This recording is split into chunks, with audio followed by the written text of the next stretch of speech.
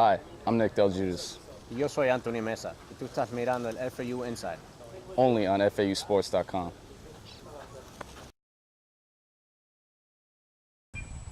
Hello, Owl fans, and welcome to another edition of the FAU Baseball Insider, your inside source for all things Owls baseball. I'm your host, Jared Smith. My guest, as always, head coach of the FAU baseball program, John McCormick. A lot to get to on the show today, Coach. The Owls back in Boca Raton, warming up behind us for a day of practice and a very busy week, a very important week.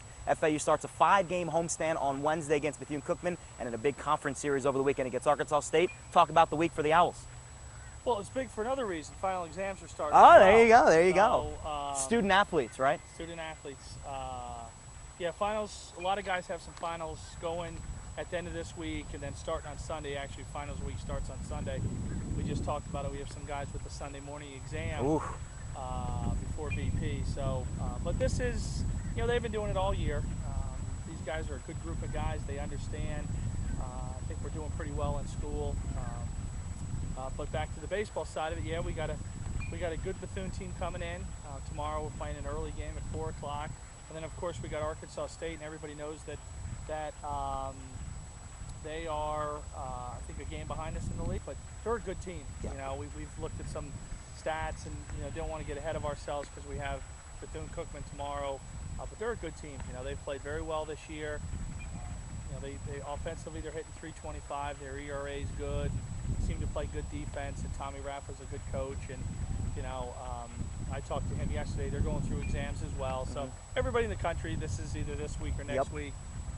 It's kind of partly, you know, our sport is different than any other sport, you know, when it comes to that. You know, we go through finals while we're still playing, and I think basketball does it a little bit, but, you know, ours is at the end of the year where it's really, really important. Theirs is kind of as they're kind of getting going in that conference, in the conference thing. But these guys are used to it. Baseball players are used to it, whether they're in high school or community college or here. So, and then of course the following week we got UCF here. Yep. So that'll be the end of a 5-game trip, and then we head to South Alabama, another tough series. And that was going to be my next point. It seems as though every series from here on out, I mean, they've all been important, but they kind of get a little bit more important every week as you go along, and it's pretty much winner take all 2 out of 3, and that's the goal. You want to take 2 out of 3 and advance, kind of that survive and advance mentality, and the Owls so far have done a really good job getting those 2 games out of 3.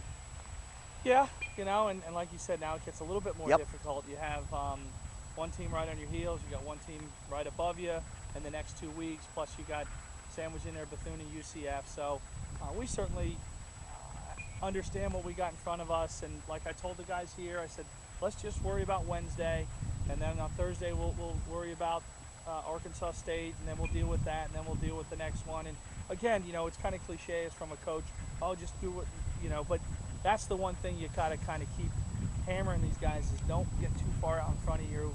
Just deal with what you got in front of you.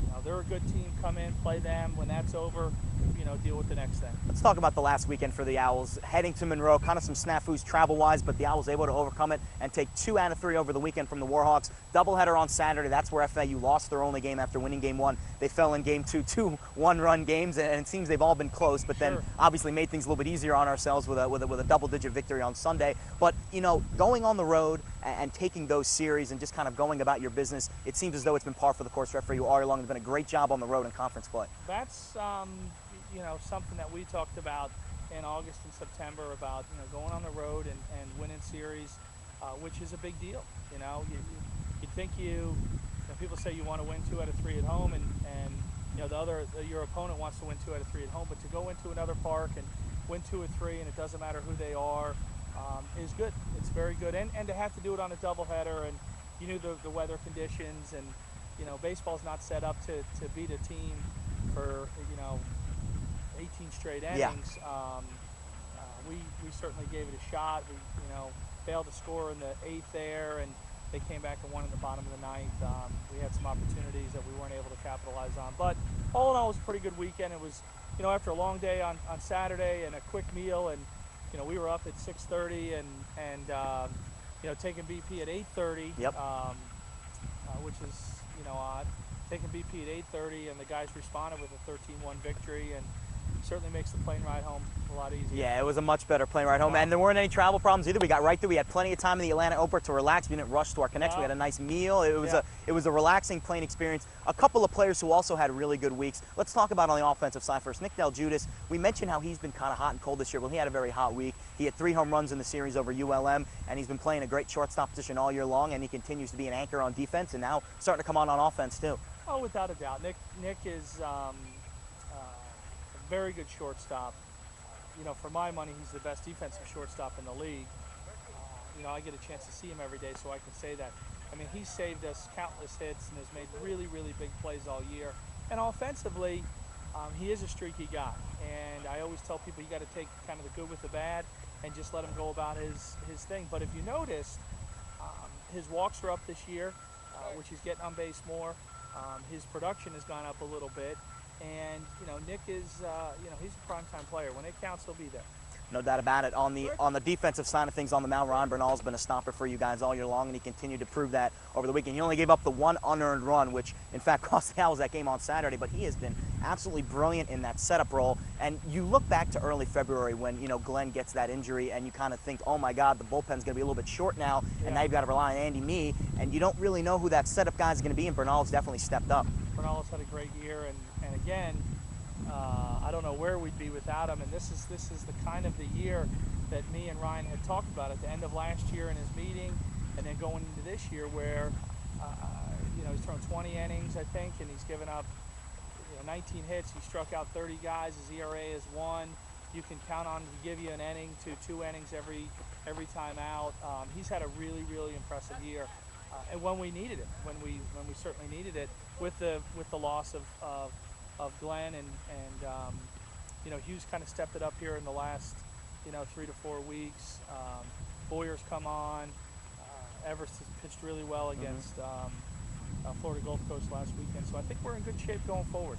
Now that bullpen obviously is important. Now you've got a really good starting rotation. We talked about this. You potentially have 5 guys who could start for you at the end of the year. You've got Kevin Alexander and R.J. Alvarez who kind of split that Sunday role. Mike Gibson's been great on Saturdays. Ryan Garton's had a good year on Fridays, and then Taylor Evers as that 5th guy who can start for you. But then you go to the bullpen, and you know, sometimes that bullpen, those are the key outs that you need at the back end, and you've gotten them all year.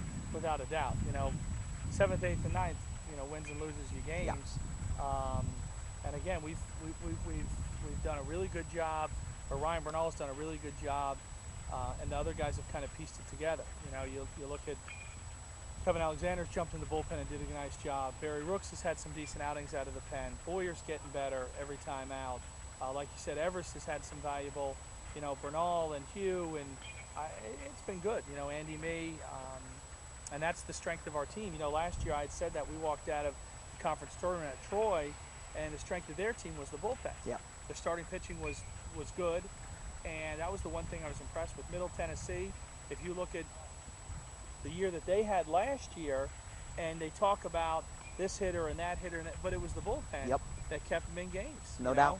It was those 2 guys in the bullpen. So, and you look at any championship team, for years, you know, look at the Yankees. We'll bring the Yankees into it, you know. Mariano Rivera, John Wetland, Mendoza, Nelson, all those guys. I mean, I remember in the late 90s, they would just run guys out there left and right, and it would be shut down, lockdown, and their starting rotation wasn't great. It was good. It wasn't great, and you're right, it was the bullpen. I mean, Mariano Rivera's still doing it. Same thing last year. Yeah. You had Rivera, Jabba, Phil Hughes, Koch had a great year. And you can come in and you know, if you can get those 6 outs in the 7th and 8th, and you get to the 9th, your closer, those are the valuable 6 outs. And Mee's been great in that closer role all year long, and that's another thing that you kind of look at heading into the year. You don't really know where he was going to be at, especially when he was kind of pushed into that role, but he's just been so lights out, not only offensively, but also on the hill for FAU all year. Well, he's a very good player. Excuse me.